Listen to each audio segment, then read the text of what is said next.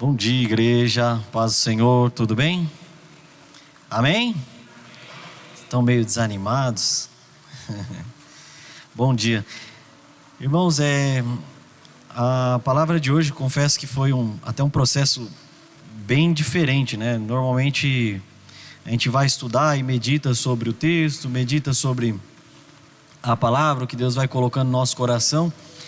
E ali eu comecei a meditando e Deus foi me falando umas coisas e eu fui percebendo outras e falei assim, nossa, que coisa maravilhosa. E aí Deus até me convidou a fazer um negócio que é meio diferente, né? Normalmente eu gosto de, quando eu vou trazer a mensagem, eu gosto de trazer ali uma parte da história para a gente entender o que está acontecendo, quem são os personagens, o que está se passando. E ali normalmente tem um desenvolvimento e depois a gente vai para uma conclusão, né? E nessa mensagem foi meio engraçado porque aí Deus pegou e falou comigo, traz a conclusão e aí depois a gente vai falar de outras coisas. Aí eu falei assim, nossa, mas ficou um pouco diferente. Mas a gente tem que confiar naquilo que Deus nos mostra, né? E seguir a direção que Ele nos dá. Amém? Convido vocês a abrirem no livro de Levítico, é o terceiro livro da Bíblia. A gente vai ler só um versículo. Levítico, capítulo de número 20. O versículo é o de número 26. Levítico 20, 26. Eu não coloquei na apresentação.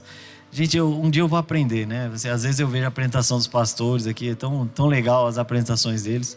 Mas eu sou péssimo com criatividade, então um dia eu aprendo. Aí agora tem um negócio de uma inteligência artificial que ajuda você, né? Aí eu vou lá, faço o texto, aí jogo lá, aí ele cria os slides, aí eu tento ajeitar uma coisa e outra, mas não faço muito para não estragar o que eles fizeram, né? Então a gente vai tentando fazer alguma coisa assim. Mas Levítico, capítulo de número 20, o versículo de número 26 diz assim: vocês serão santos para mim, porque eu, o Senhor, sou santo e os separei dentre os povos para serem meus. Vou ler de novo. Vocês serão santos para mim, porque eu, o Senhor, sou santo e os separei dentre os povos para serem meus. O livro de Levítico, ele é um livro que traz uma série de leis, instruções, uma série de coisas. E por quê, né?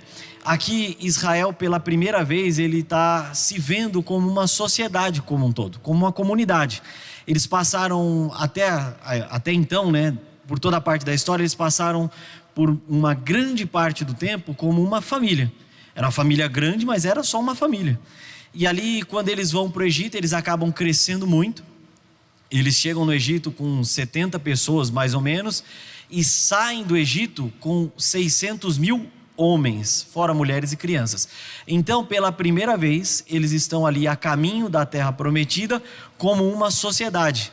E ali eram muitas pessoas, né? A gente está falando aí de aproximadamente, tem gente que fala 1 milhão, 1 milhão e 200, 1 milhão e 400. E assim, o número, enfim, não faz muita diferença, né? Mas normalmente quando eles falam homens, né? Principalmente nesse contexto bíblico, eram pessoas que já eram casadas, né? Então quando você coloca homens que eram casados, aí você pode multiplicar pelo dobro, já dá 1,2, e aí pensar em crianças ali, vai ter mais uma boa porcentagem de pessoas.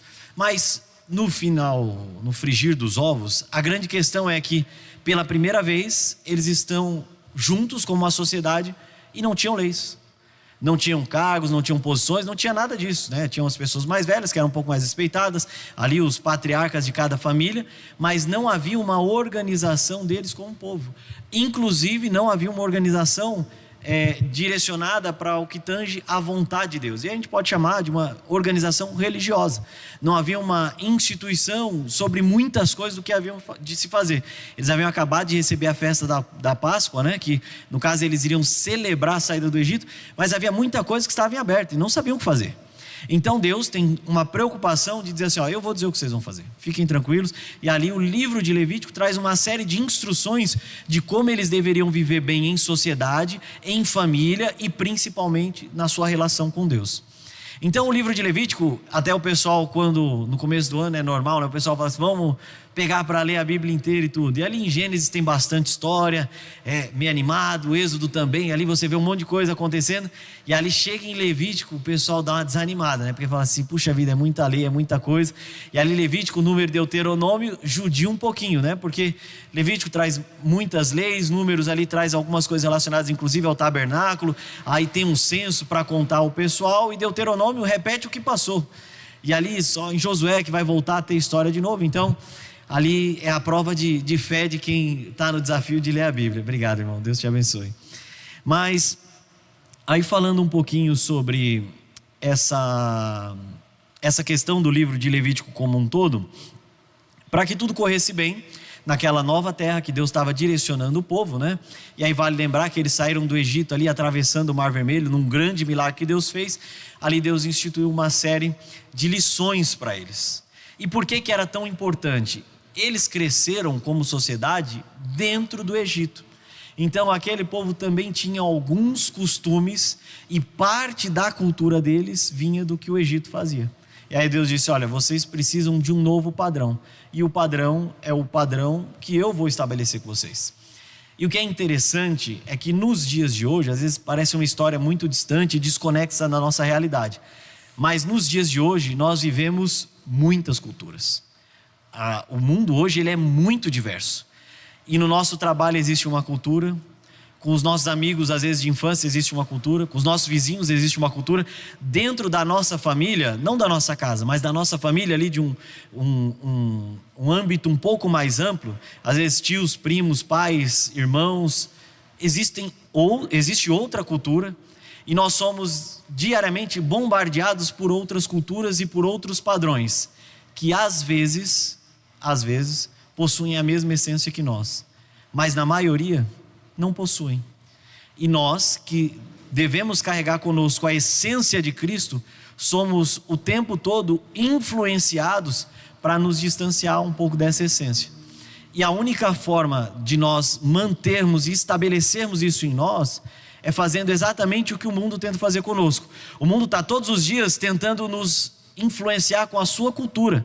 Imagina quantas culturas você não é exposto ou exposta em 30 minutos em seu celular, nas redes sociais. Quantas coisas diferentes, culturas e costumes diferentes você não é exposto em 30 minutos. Então o que nós precisamos fazer para manter a essência de Cristo em nossas vidas é fazer o mesmo. E como assim fazer o mesmo? Alimentar diariamente essa essência, este padrão e essa cultura em nós mesmos. Como nós fazemos isso? Através da oração e da leitura e meditação na palavra. Ali, enquanto o mundo vai tentar me dar as coisas dele, eu vou dizer assim, legal, está aqui as suas coisas, mas eu quero me alimentar daquilo que Deus está estabelecendo de padrão para a minha vida. Essa é a única forma de garantirmos a essência de Cristo dentro de nós, alimentando ela todos os dias. Amém? Legal. E aí, né?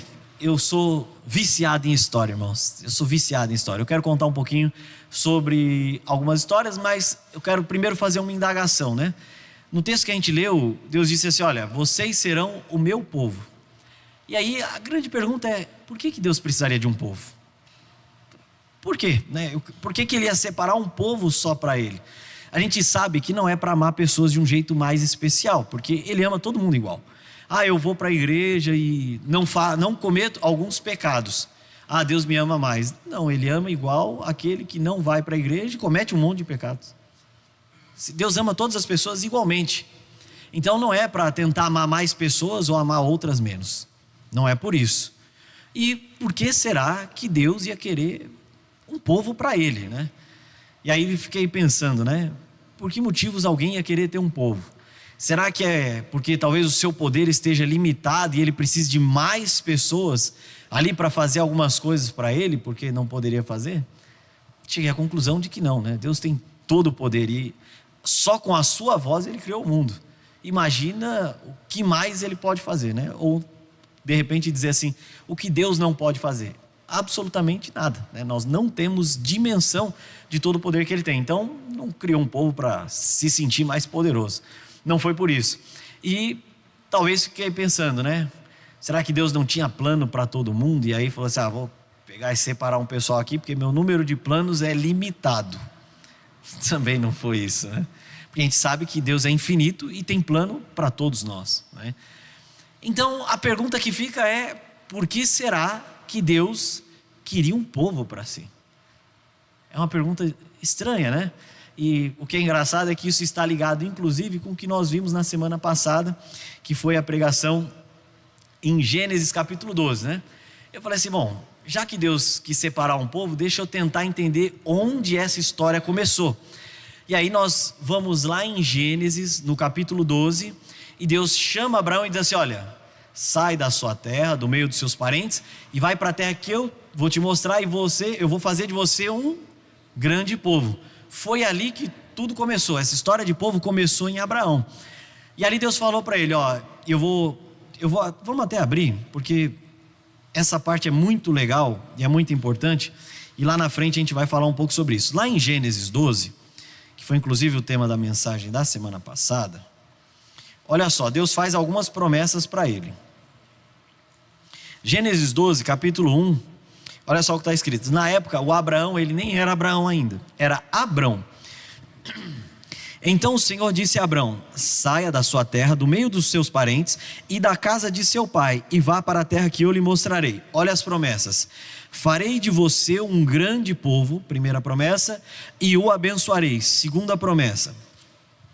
Tornarei o seu nome famoso, terceira promessa, e você será uma bênção. A bênção, ser uma bênção e ser abençoado, ainda faz parte da mesma promessa. Abençoarei os que o abençoarem, quarta promessa, e amaldiçoarei os que o amaldiçoarem, quinta promessa. E a última promessa, ele diz assim, e por meio de você, todos os povos da terra serão abençoados. Achei super interessante. E aí comecei a pensar, poxa vida, farei de você um grande povo. Acabamos de ver que a família de 70 pessoas agora tinha passado de 1 milhão. Virou um grande povo. Virou realmente um grande povo, principalmente para os padrões daquela época. 1 milhão era gente para dedéu, né? Era muita gente. E ali Deus pegou e falou para ele, falou assim, olha, você será famoso. Isso é interessante, será famoso. Abraão é tão famoso que faz mais ou menos 4.000 anos que ele viveu, e estamos aqui nós de manhã falando dele, né? Então, e viveu muito longe da gente, viveu lá no tempo do Oriente Médio, e a gente aqui no Brasil, alguém aqui já foi para o Oriente Médio, já teve a experiência de ir para lá? Ninguém aqui nunca foi para o Oriente Médio, e alguém aqui não conhecia Abraão? E todos nós conhecemos Abraão. Então, definitivamente, esse homem virou muito famoso. Uma outra promessa que Deus fez para ele foi que o abençoaria, né? A Bíblia nos conta que Abraão foi um dos homens mais ricos de seu tempo, né? Além de ter muitos rebanhos, muitas pessoas cuidando de seus rebanhos, né? Tem uma passagem que é muito legal, o seu sobrinho, ele é sequestrado, e ali Abraão, o sobrinho dele foi sequestrado porque houve uma batalha de outros reis, né? Alguns reis se juntaram e sequestraram ali um reino, e junto foi o sobrinho de Abraão. Abraão juntou as pessoas que ele tinha e trabalhavam para ele, lutou contra alguns reis e ganhou. Para ter uma ideia de o tanto de gente que vivia com aquele rapaz. Então era muita gente mesmo. Só que ficou faltando uma promessa.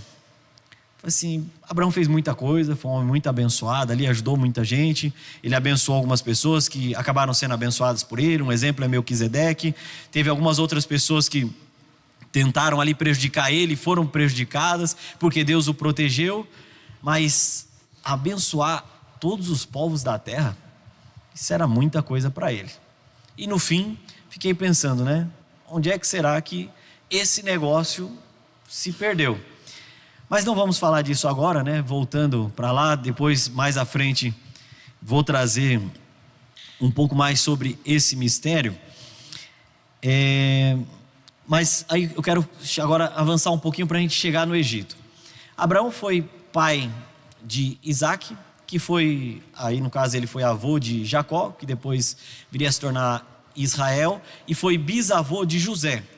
José é aquele menino que teve uns sonhos, foi vendido pelos irmãos, virou escravo no Egito, e ali Deus faz uma reviravolta e ele acaba se tornando o governador do Egito.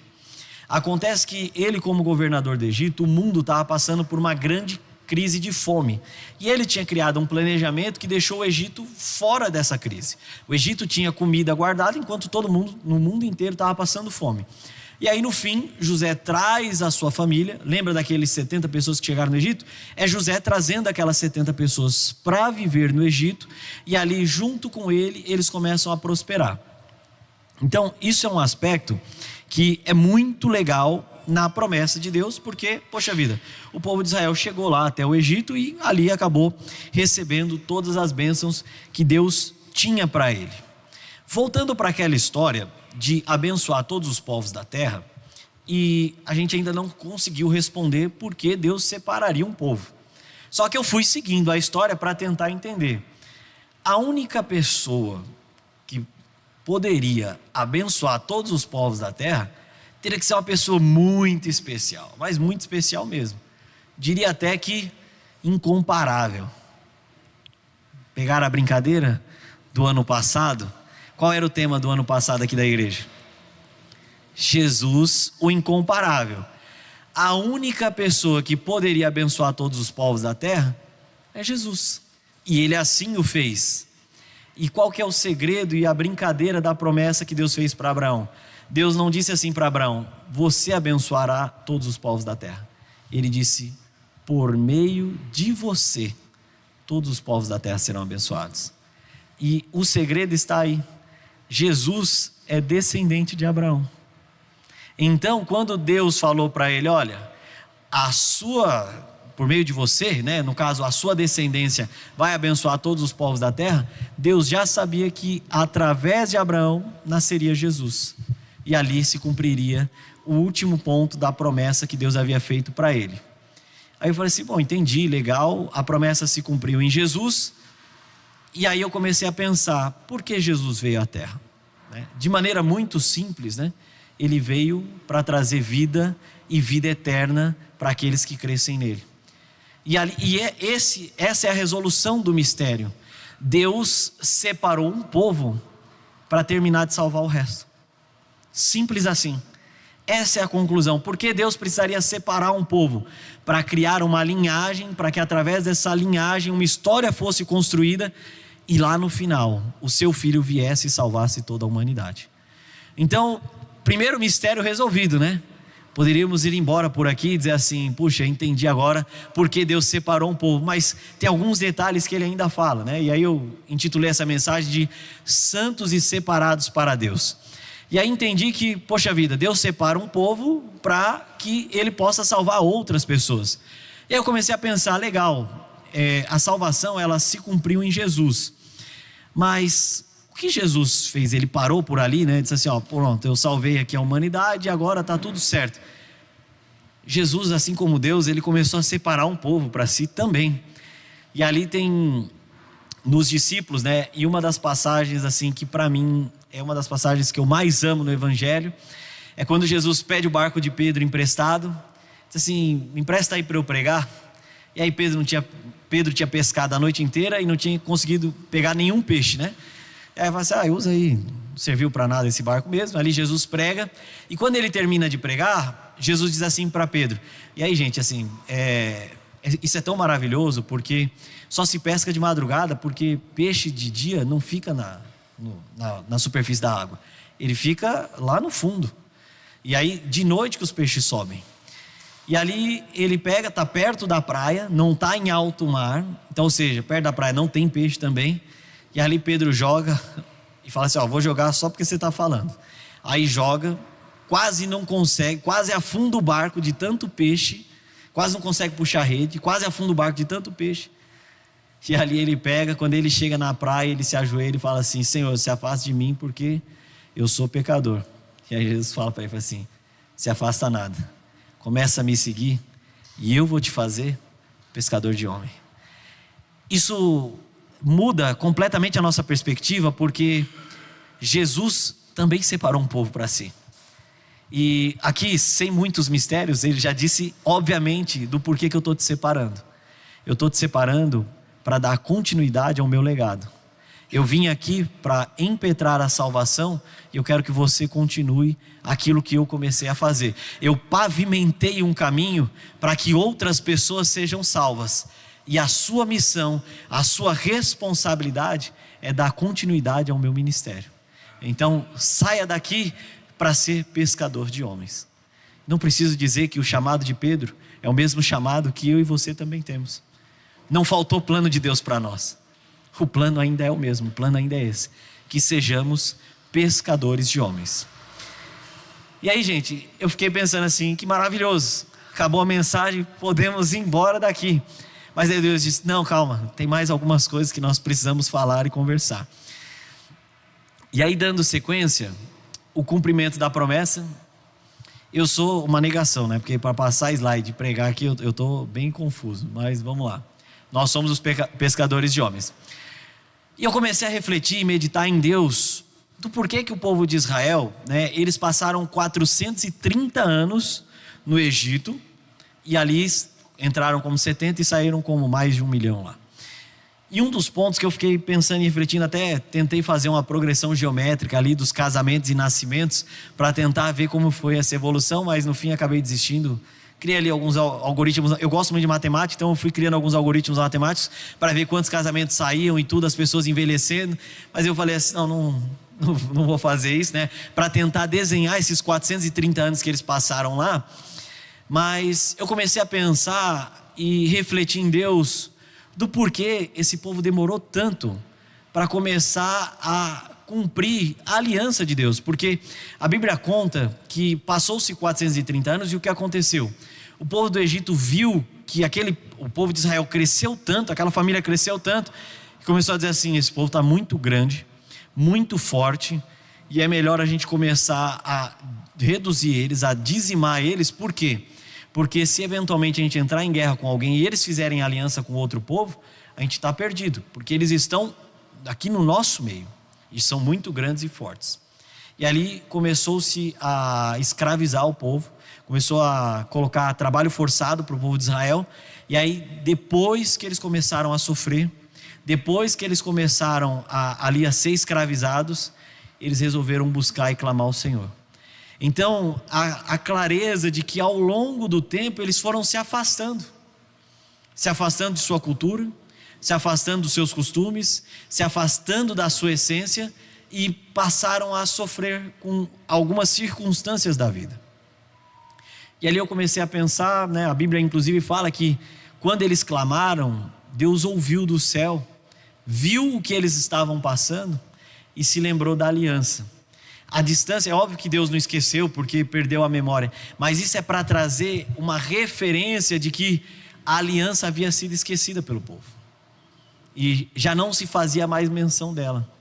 E ali depois de 430 anos eles passaram a clamar a Deus porque o contexto de vida para eles estava insuportável. E ali eles disseram assim, olha, vamos fazer aquilo que a gente ouviu falar que o pessoal fazia lá no passado. Vamos começar a buscar e clamar esse Deus para ver o que Ele pode trazer para nós. E eu comecei a refletir sobre que contextos de vida aquele povo passou, para de repente entender como isso se aplica nas nossas vidas, e como muitas das vezes os nossos contextos de vida nos afastam daquilo que é o propósito de Deus para nós. E ali o primeiro contexto, e aí vocês vão entender por que eu contei tanta história, né? Às vezes parece que, fala assim, poxa, ele foi, voltou. Mas o primeiro contexto era o seguinte, como que a família chegou até o Egito? Eles chegaram até o Egito porque estavam passando fome. E como toda a região do Oriente Médio ficou sabendo, lá no Egito tem alimento, né? E aí, né, o Egito fica na África, e o pessoal falou assim, então vamos lá para o Egito, porque lá tem alimento. E fizeram, todos os povos da terra estavam indo fazer, todos os povos é muito exagero, né? Mas toda aquela região estava indo viajar para o Egito para ir atrás de alimento, porque o restante passava fome. E ali quando eles chegam no Egito, José era o governador. E ali o faraó, que era o rei do Egito, falou assim, o que tua família faz? Aí José falou assim, eles estão acostumados a cuidar de rebanho, animal e tudo mais. O rei falou assim, o faraó, né, no caso, falou assim, pronto, coloque eles para cuidar dos meus rebanhos. Então, já que eles conhecem disso, coloque eles para cuidar dos meus rebanhos. Ou seja, eles foram para uma terra que estava protegida da fome e ali encontraram segurança alimentar. Disseram assim, poxa, e a Bíblia conta os relatos e a situação deles era extremamente crítica. Eles estavam a ponto de morrer.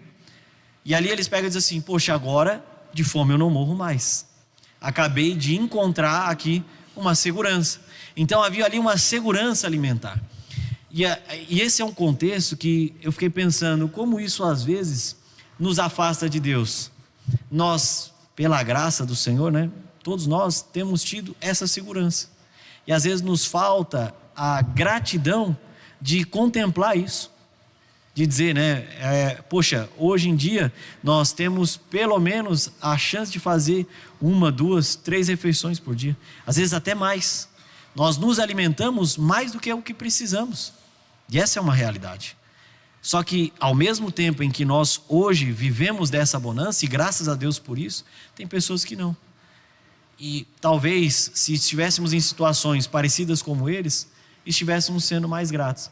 E essa falta de contemplar Deus nas pequenas coisas, vão nos afastando da essência, da aliança e da promessa. Um outro contexto que é muito interessante, segurança. Aquele pessoal, né, era uma família, 70 pessoas.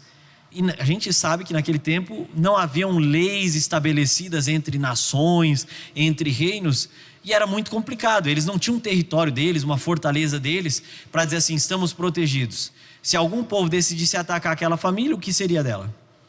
Não seria mais nada. Isso faz inclusive o passo de Abraão lá atrás, sai da tua terra e do meio dos seus parentes e vai para a terra que eu te mostrarei, um passo ainda maior de fé, porque ele estava saindo ali de um clã, né, de um pessoal ali, de uma família um pouco mais estruturada, para viver aventuras por aí. E havia uma insegurança muito grande.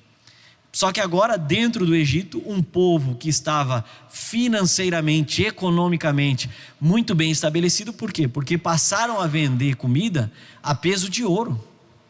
Sim, a comida foi vendida muito cara, porque o restante do pessoal não tinha o que comer.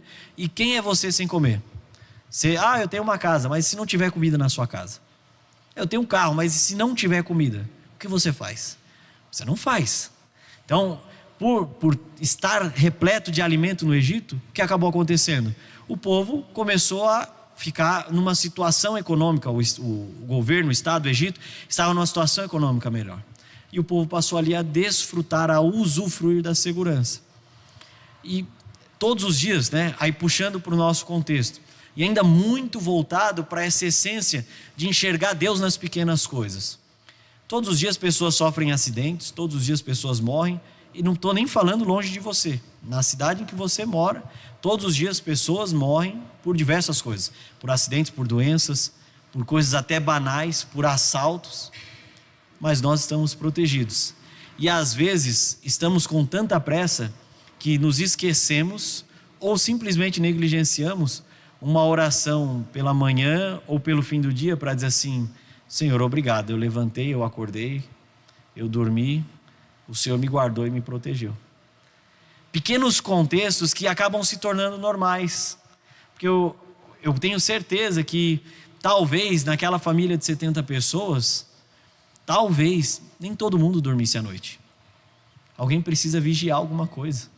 Alguém precisa ficar atento em alguma coisa, porque eles não moravam em casas, eles moravam em tendas, eles eram nômades. O que é nômade, Guilherme? Nômade é a pessoa que não tem um local fixo, vai viajando e morando, viajando e morando. Esse é um terceiro ponto. Não tinham residência fixa. Alguém aqui já fez mudança? Alguém aqui odeia mudança? Gente, mudança é o caos. É o caos, por quê? Porque primeiro que é um saco você ter que guardar tudo. Tem gente que detesta tanto mudança que nem guarda, simplesmente leva. E eu super entendo, porque enche o saco. Imagina, aí tem duas opções, né? Ou você guarda tudo e aí tem um trabalho danado para depois levar e passar um mês com tudo em caixa, porque você não te falta coragem de arrumar as coisas. Ou você simplesmente leva tudo e passa um outro mês sem encontrar nada, porque está tudo bagunçado. Então, mudança não tem lado bom, né? Uma vez eu vi uma pessoa dizendo assim: acho que a única forma de eu gostar de uma mudança era se eu tivesse dinheiro e condições de largar tudo para trás e entrar numa casa comprando tudo novo. Seria ótimo. Mas infelizmente a vida não é assim. A vida não é assim. E eu fico imaginando o que era para essa família morar numa tenda. Eu, de verdade, acho que se eu morasse numa tenda, eu ia ter só o pano de deitar no chão. Porque eu falasse: vamos mudar. Eu ia pegar o pano e ia sair andando. Quer dizer assim: não, você quer ter alguma coisa? Eu não quero ter nada. Porque depois eu tenho que desmontar para carregar esse negócio. E gente, assim, não tem segredo, assim. Nós, seres humanos, nós somos adeptos ao conforto. E às vezes a gente quer se acostumar com as coisas. É natural de nós. Nós queremos o conforto, nós queremos isso. E aquela família em si havia encontrado um conforto que nunca, outrora, tiveram antes, desde Abraão. Disseram assim: pronto, agora eu parei de viajar, vou ter lugar fixo para morar. Eu fico imaginando a festa que não deve ter sido daqueles homens. Para dizer assim: nunca mais vou mudar um sofá de lugar, né? Você acabou esse negócio, né? Obviamente não tinha sofá naquela época, mas brincadeiras à parte, eu fico imaginando como foi diferente para aquela família dizer assim: pronto, agora eu tenho um conforto. E é natural, gente, a gente quer um conforto. Eu fico pensando, né? Quantas coisas hoje não conseguimos viver sem, que talvez há 10 anos atrás nem tínhamos. Tem ideia do que é isso? Vou citar um exemplo. Alguém aqui consegue viver sem Uber?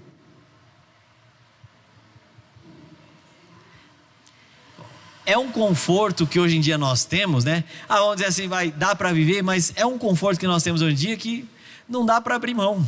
Sim, desde que passamos a usar Uber lá em casa, eu não lembro, assim, de quando foi a última vez que eu peguei um ônibus. E óbvio que às vezes, lá em casa nós temos um carro, né? Então às vezes o carro está comigo, às vezes está com a Tawane. Aí vai dizer assim: poxa, você já foi trabalhar de Uber? E eu trabalho longe. Já fui trabalhar de Uber, mas não vou de ônibus. E é aquela coisa, né? O serviço de táxi já existia antes, né? Mas não era tão acessível quanto é hoje. Imagina uma sociedade como a nossa, em que nós vivemos, onde o transporte público é muito ruim. A gente imagina viver de repente sem essa facilidade? Ontem mesmo, e você vê, são exemplos simples do cotidiano, mas que fazem toda a diferença. Ontem mesmo, sábado de manhã, estava lá na minha aula do MBA, e aí começa a receber uma ligação da avó da Tawane. Pensa assim: alguma coisa aconteceu, né? Aí sai da sala, atende o telefone. Quem era? A Tawane. Então, eu tranquei a chave do carro dentro do carro. E a chave do apartamento também está dentro do carro. A chave reserva está dentro do apartamento. Você consegue me mandar a tua chave? Aí falei assim: consigo. Voltei na sala, peguei a chave, peguei o celular, chamei um Uber, apareceu uma moto, entreguei a chave para o rapaz, ele foi lá, entregou a chave para ela. Em outro momento da vida, o que eu teria que fazer? Não, o pior de tudo é que assim, o carro estava com ela, não estava comigo. Assim, chama um chaveiro para abrir o carro ou para abrir a casa, ou de repente ia ter que sair lá da faculdade, pegar um ônibus e ia perder o dia de aula. Então, alguma coisa ia precisar ser feita, mas com uma simples facilidade e com R$21 resolvi um problema.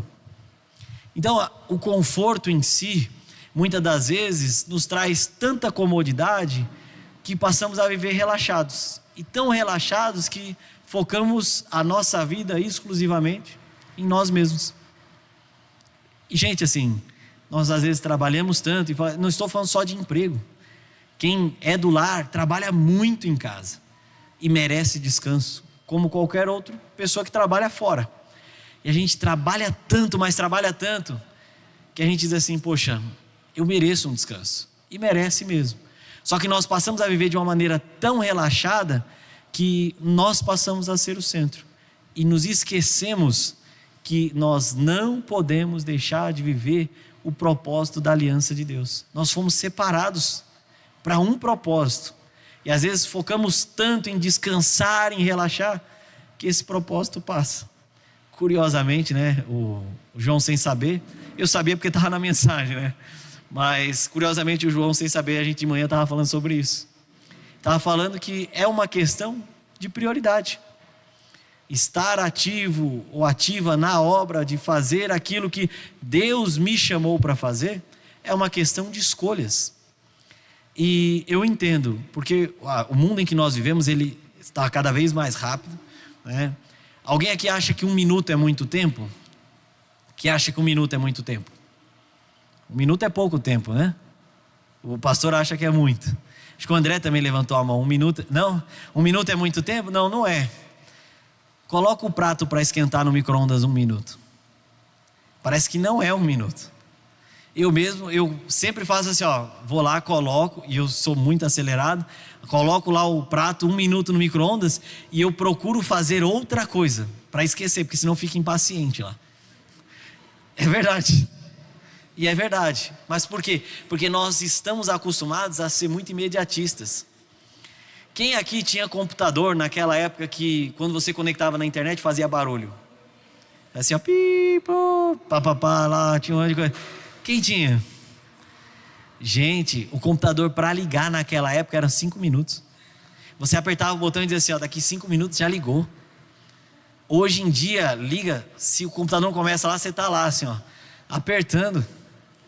Aí mal apareceu a tela lá do Windows, você está lá apertando os aplicativos para abrir nos programas. Por quê? Porque estamos sem paciência. Estamos sem paciência. Eu sou um cara assim, razoavelmente simples, né?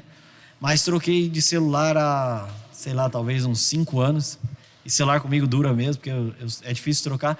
Mas eu troquei o celular porque ele começou a ficar lento. Aí eu falei assim, meu Deus do céu, não aguento mais esse negócio, vou trocar de celular. Porque a gente não aguenta mais esperar. Isso é conforto. Conforto, nós nos acostumamos a ter conforto e colocamos isso como centro, como prioridade das nossas vidas. E muitas das vezes, né, olhar só para nós nos afasta do propósito. Um outro contexto de vida que acaba nos afastando dos propósitos da aliança de Deus, né?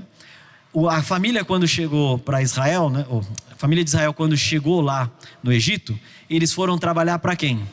Foram trabalhar só para o faraó. Então, ou seja, né? Fui trabalhar para quem ali dinheiro não falta, né? Então, ou seja, havia uma estabilidade financeira. E ali, né, além de estar trabalhando para o homem mais rico, provavelmente do mundo naquele momento, eles tinham um outro ponto, né, que os ajudava demais, que era o quê? O seu irmão era, braço direito do faraó. Naquele tempo, acho que não havia o conceito de nepotismo, né?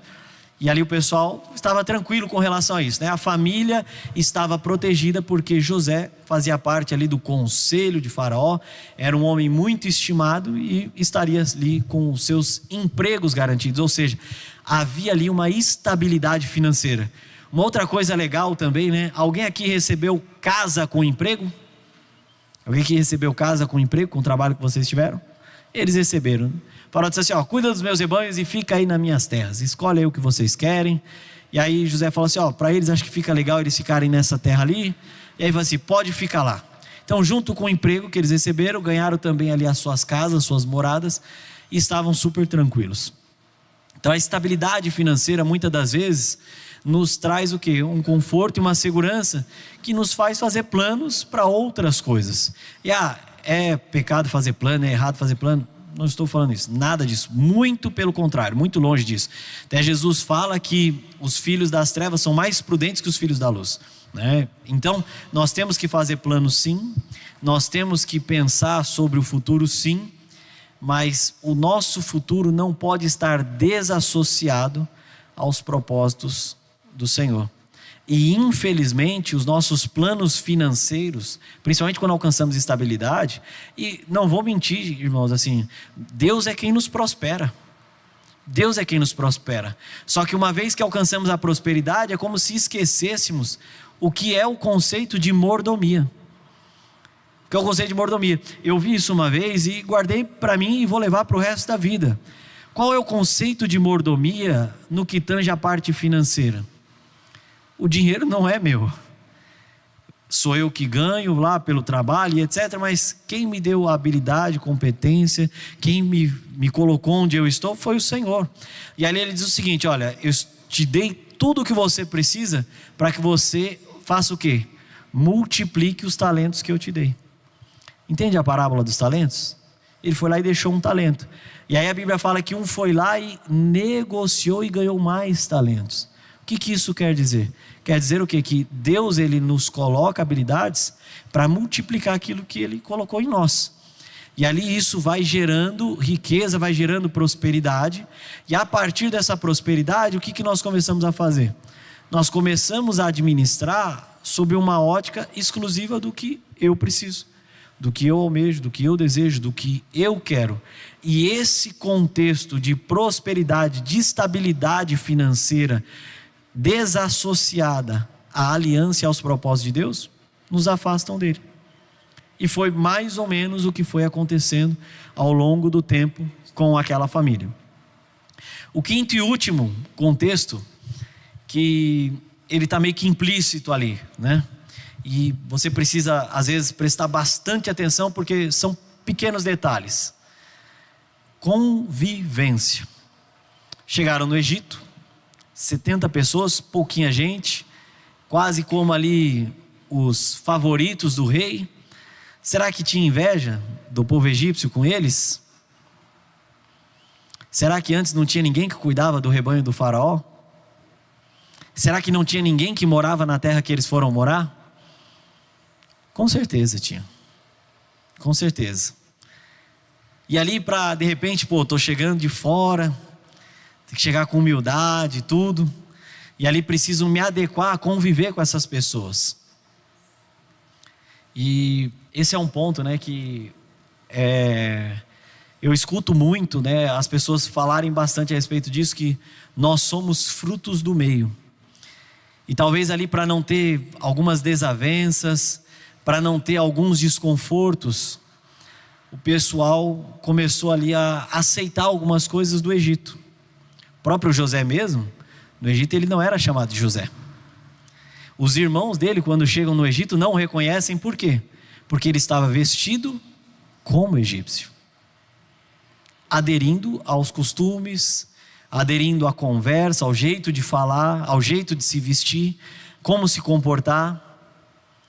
E às vezes nós acabamos aderindo a algumas coisas. Para quê? Para ser aceito, para poder conviver em harmonia. O mundo por aí, e isso é uma das coisas muito perigosas, o mundo por aí tem ensinado que hoje em dia não há espaço para intolerância, e eles disfarçaram isso de amor. E não estou dizendo assim, nós temos que ficar por aí brigando com as pessoas, ou tentando impor as nossas vontades. Longe disso. Se Deus deu o livre-arbítrio, quem sou eu para tirar? Cada um faz o que quiser. Mas será que eu devo misturar a minha essência, que é Cristo, com aquilo que o mundo está oferecendo? Já reparou que às vezes, e não vou dizer outras pessoas, já reparou que às vezes nós nos comportamos de maneira diferente, dependendo do ambiente em que estamos? Não estou falando de, eu estou no trabalho, lá eu sou uma pessoa profissional, sou um pouco mais sério, não estou falando nada disso. Mas às vezes, rimos de piadas que normalmente não riríamos. Ou contamos coisas que normalmente não contaríamos. Por quê? Porque precisamos ser aceitos. Porque precisamos ter uma boa convivência. Poxa vida, todo mundo lá é assim, só eu sou cristão. E fazer o quê? Convivência vai nos afastando. Essa convivência passiva nos afasta do propósito de Deus. Então o que eu devo fazer? Eu devo ir lá e brigar com as pessoas? Não, mas o seu posicionamento deve ser muito claro. Não é sobre o que as pessoas fazem, não é sobre o que as pessoas falam, não é sobre como as pessoas se comportam, mas é como eu me comporto. É como as pessoas fazem. Eu entendi que começou uma conversa ali que não está legal. Não preciso dizer para as pessoas, não conversem sobre isso. Não, simplesmente saio. Dá licença, preciso fazer alguma coisa, e me retiro. Eu não preciso participar daquilo. E em alguns momentos, né, você vai precisar assumir uma postura diferente, que vai ser muitas das vezes se posicionar. E dizer assim, poxa vida, de coração eu não compactuo com o que você está dizendo. Eu não concordo com o que você está fazendo. E não é, volto a dizer, onde houver debate religioso, não há salvação. Infelizmente, e essa é a minha opinião, e qualquer um está livre para discordar, porque isso não está na Bíblia. Mas eu nunca vi ninguém discutir religião e no final alguém sair convertido. Eu nunca vi. Eu nunca vi. E uma das maiores lições que eu aprendi foi quando um dia eu vi um católico procurar um rapaz, a gente trabalhava junto, e o católico procurou um rapaz que era evangélico e falou para ele assim: o que você acha de Maria? E ele virou para aquele homem e disse assim: eu acho Maria uma mulher incrível, porque dentre todas as mulheres que viviam naquela época, Deus escolheu ela para ser mãe do Salvador. O católico ficou meio constrangido, porque estava tentando iniciar um debate teológico, e ali ele virou e falou assim: eu nunca vi um evangélico falar sobre isso. E ali ele pegou e falou assim: vamos focar no que nos une, não no que nos separa. E ali eu vi uma amizade sendo formada a partir de algo que foi o posicionamento daquele rapaz. Diz assim: não precisa ser desse jeito. Você hoje me via como inimigo, mas não precisa ser dessa forma. E às vezes quando eu falo de se posicionar, não é sobre ferir o outro, mas é sobre focar naquilo que nos une. É sobre focar no verdadeiro amor, que foi o amor ensinado por Jesus, que ele está muito relacionado, por isso que até algumas traduções colocam caridade, que é o amor que faz algo sem esperar nada em troca. As pessoas podem me odiar, mas eu ainda assim vou amá-las e desejar, e vou fazer o bem para elas. Mas se não houver retribuição, tudo bem. Se eu estiver esperando por retribuição, não é amor. E às vezes, em prol da convivência, nós apagamos a nossa identidade, o nosso DNA e a essência de Cristo em nós. Esses 5 contextos, eles são super importantes para que a gente não deixe que isso passe desapercebido, que isso não nos leve para longe. E ali voltando para o texto de Levítico, Deus falou assim: santos para mim. Por que precisamos ser santos? Jesus ele ensina lá no capítulo de João, acho que se eu não me engano é no capítulo 15, ele fala que para que o Espírito Santo viesse, ele precisaria ir, e que o Espírito Santo convenceria o homem do pecado, da justiça e do juízo. Então quem traz a salvação, quem vai conectar outras pessoas em Cristo e promover a salvação é o Espírito Santo. E o que faz a conexão, o cabo, o Wi-Fi, o sinal que pluga nós seres humanos com o Espírito Santo é a santidade. Não tem jeito. Assim, Deus pode usar alguém que não é santo? Pode, como já usou. Ele pode fazer o que Ele quiser, e não nos deve satisfação quanto a isso. Mas o que Deus deixa para nós e determina é que para sermos um canal de salvação, para sermos separados para Ele, nós precisamos habilitar essa conexão com o Espírito Santo. E essa conexão ela é habilitada pela santidade, que é a separação. Não tem jeito. Quero ser usado por Deus para mudar a história das pessoas que estão ao meu redor, da sociedade, da minha família, da minha geração. O canal que vai habilitar o Espírito Santo na sua vida é a santidade. Queria dizer que a sua fé será suficiente, queria dizer que ler a Bíblia todo dia será suficiente, queria dizer que fazer um monte de coisa na igreja seria suficiente, mas não é. Não é. A única forma de transpassarmos o comum para alcançarmos o extraordinário em Deus, a plenitude, é através da santidade. É através da santidade. E por fim, eu queria terminar lendo em Lucas capítulo 14. A gente tem uma parábola, que é a parábola do grande banquete. Lucas 14, eu vou ler do 15 ao 23. Peço que você preste bastante atenção, porque aqui tem algo que eu gostaria que a gente saísse daqui com isso. Aí Jesus contando, Ao ouvir isso, um dos que estavam à mesa com Jesus disse-lhe: feliz será aquele que comer no banquete do reino de Deus. Jesus respondeu: Certo homem estava preparando um grande banquete e convidou muitas pessoas. Na hora de começar, enviou seu servo para dizer aos que haviam sido convidados: venham, pois tudo já está pronto. Mas eles começaram, um por um, a apresentar desculpas. O primeiro disse: acabei de comprar uma propriedade e preciso ir vê-la. Por favor, desculpe-me. O outro disse: acabei de comprar 5 juntas de boi e estou indo experimentá-las. Por favor, desculpe-me. Outro disse: ainda outro disse: acabo de me casar, por isso não posso ir. O servo voltou e relatou tudo isso ao seu senhor. Então o dono da casa irou-se e ordenou ao seu servo: vá rapidamente para as ruas e becos da cidade e traga os pobres, os aleijados, os cegos e os mancos. Disse o servo: o que o senhor ordenou foi feito e ainda há lugar. Então o senhor disse ao servo: vá pelos caminhos e valados e obrigue-os a entrar. Vou repetir: e vá pelos caminhos e valados e obrigue-os a entrar, para que a minha casa fique cheia. E esse é o ponto. Olha só que interessante. Essa parábola do grande banquete é uma alusão ao reino dos céus e às pessoas que vão entrar nele. E ali os convidados, que nesse contexto aqui são os judeus, foram convidados e eles disseram assim: não vou, estou ocupado com outras coisas. E ali Jesus disse assim: então pode sair por aí, traz pobre, traz cego, traz manco, traz aleijado. E essa classe de gente, não sei se vai ferir um pouco o teu ego, mas somos nós, né?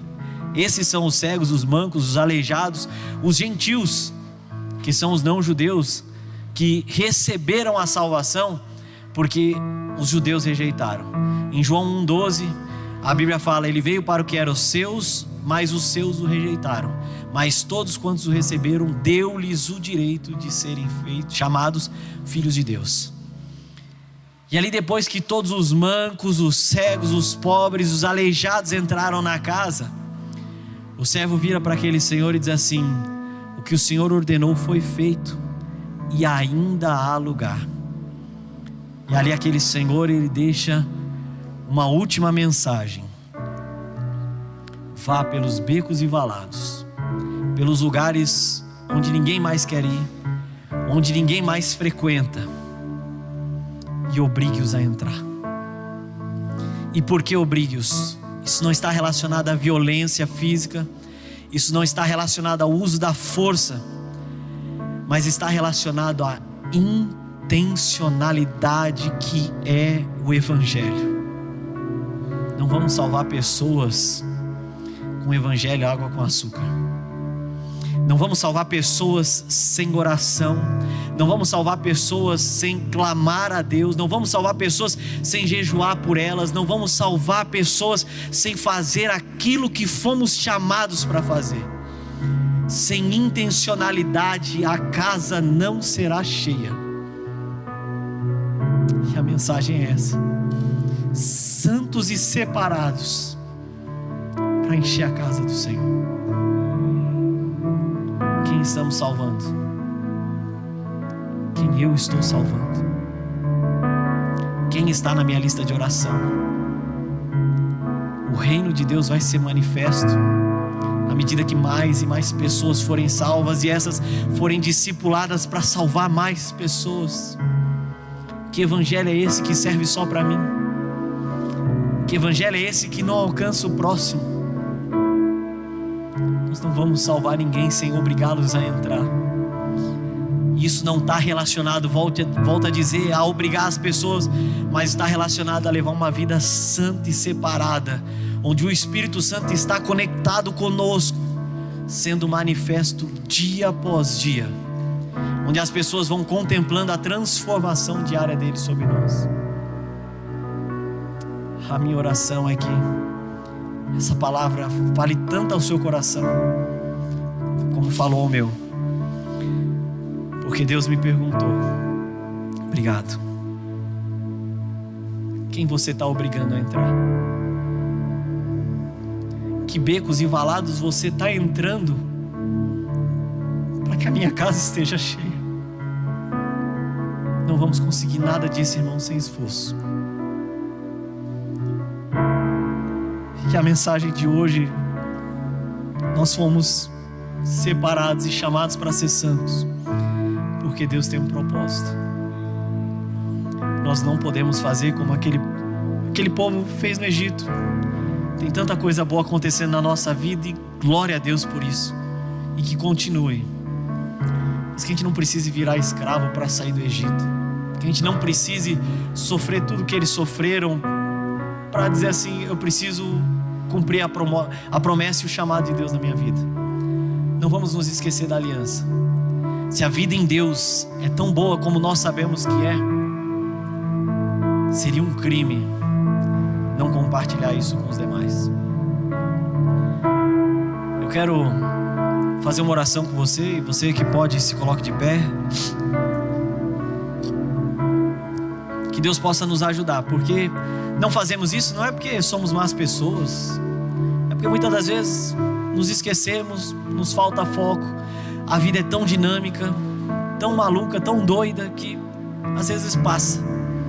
Mas que bom que o Senhor nos chama e nos convoca para dizer assim: olha, esse é o tempo de intencionalmente sairmos por becos e valados para que a casa do Senhor esteja cheia. Feche seus olhos em nome de Jesus. Vamos orar. Senhor, obrigado, Deus. Obrigado porque tivemos um tempo precioso contigo, e quando falamos da tua palavra, quando meditamos nas tuas leis, nos teus mandamentos, nas histórias que o Senhor escreveu através de tantos homens e mulheres, aprendemos e ainda hoje conseguimos conectar as nossas vidas até com histórias que iniciaram há mais de 4.000 anos atrás. Deus, hoje podemos entender, Senhor, que vamos precisar fazer um pouco mais, que vamos precisar dedicar o nosso coração à santidade, para que sejamos cheios do Teu Espírito Santo e que a partir disso possamos manifestar o Seu propósito por onde estamos passando. Deus, nós queremos que todos os contextos da nossa vida sejam ali apagados, para que a Tua aliança e para que o Seu propósito, o Seu chamado brilhe mais forte sobre nós.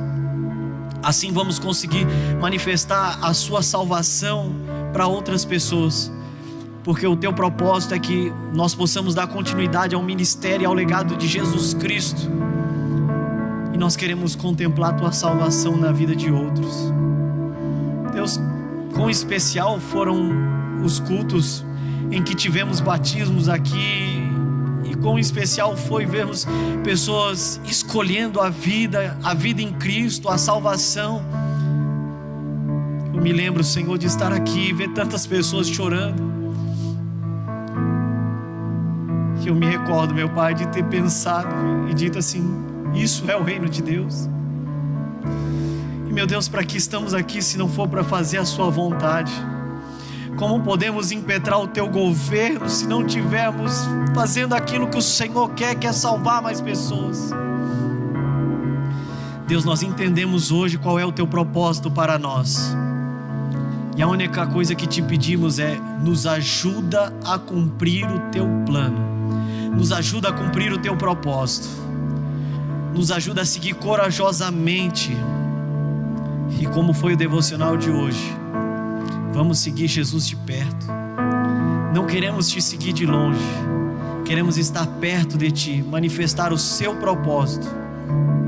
Meu Deus, que o Teu Evangelho floresça em nós, e que possamos intencionalmente trazer pessoas até a Tua casa, para que ela esteja cheia. Essa é a nossa oração, Senhor. Nos usa como instrumento para transformar essa geração, para que o Teu nome seja exaltado, glorificado e reconhecido como Rei e Senhor. É o que oramos e Te pedimos, no nome santo de Jesus. Amém.